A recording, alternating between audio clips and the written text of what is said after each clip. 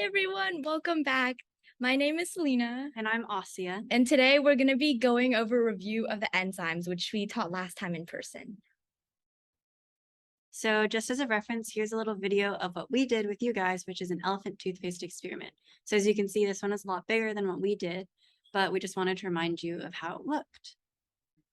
So first, let's talk about what is an enzyme. So enzymes are proteins that are involved in chemical reactions. What they do is they speed up the chemical reaction by decreasing the activation energy that's needed for reactions to occur. So on the next slide, we'll be explaining kind of what this activation energy is, but we just know that the reaction will go faster when we have these enzymes present.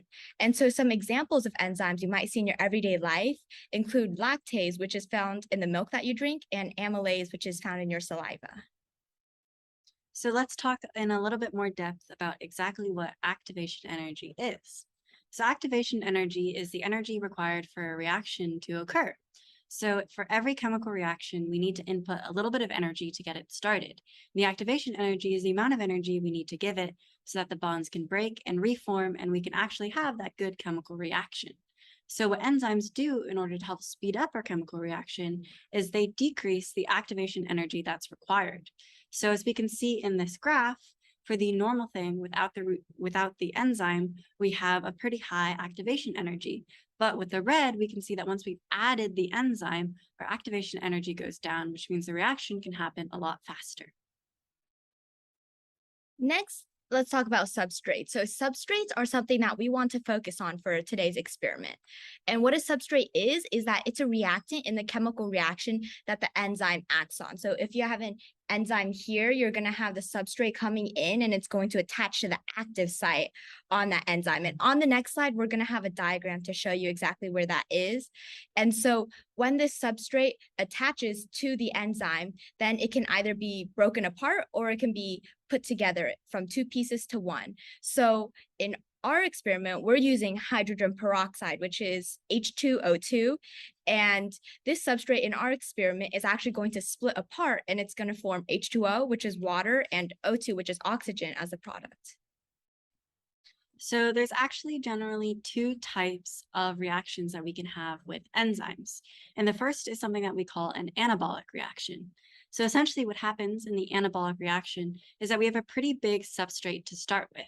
And that substrate goes in, it binds to what's called the active site, forms an enzyme substrate complex, and then is released as two smaller products. So anabolic basically just means we start with something big and we break it up into two small things. Catabolic is the opposite of this. So a catabolic reaction takes two smaller substrates, and then when they go to the enzyme substrate complex, they bond together and they form a much bigger product. So catabolic takes two small things and forms a big thing. So the big concept is that the shape of an enzyme and the substrate fits its function.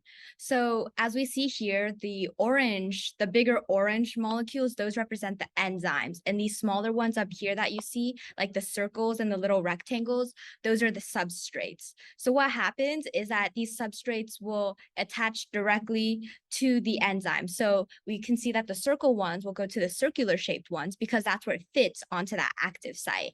And then the rectangle ones will go to the enzyme with the rectangular molds because it'll fit perfectly, and that's how the reaction can occur.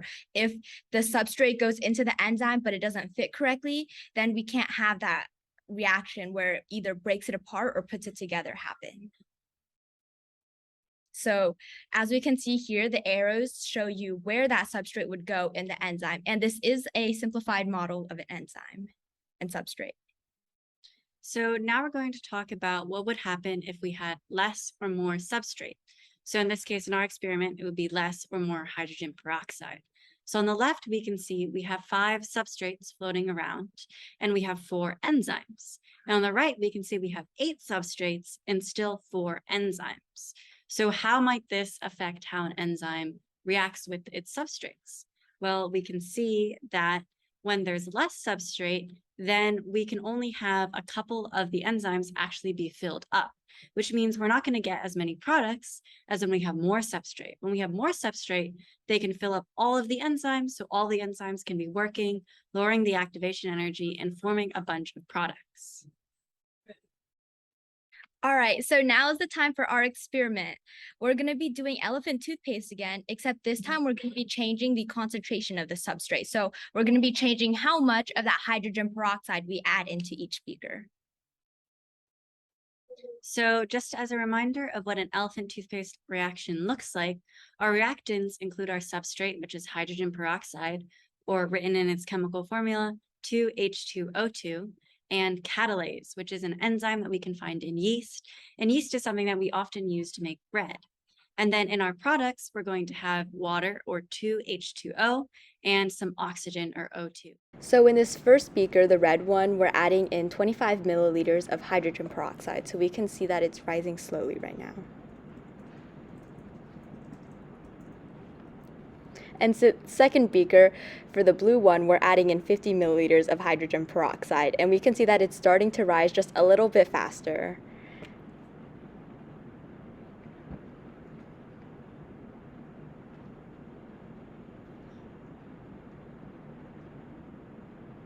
And for this last one, the purple one, that's where we have the most hydrogen peroxide or substrate. And this one, we added in 75 milliliters. We can see that it overflowed a lot faster, and it looks like there's a lot more volume or a lot more reaction that's occurring.